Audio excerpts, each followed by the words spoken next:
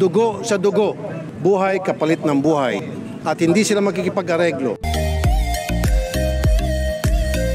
Dugo sa dugo, ito ang matapang na salita ng ama at buong kapamilya ni Jollibee Ranara. Sa ikatlong araw ng burol ni Jollibee, nagkaroon ng pagkakataon na muling makaharap at makausap ni Senator Raffy Tulfo ang pamilya ni Jollibee. At napag-usapan umano nila ang kumakalat na balita, ang close case na umano dahil tumanggap na ang pamilya ni Jollibee ng blood money na ayon sa kumakalat na balita nasa 17 million pesos umano ito.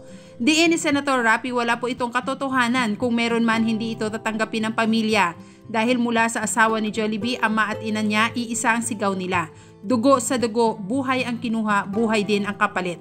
Walang areglohang magaganap. Kaya panawagan ni Senator Raffy.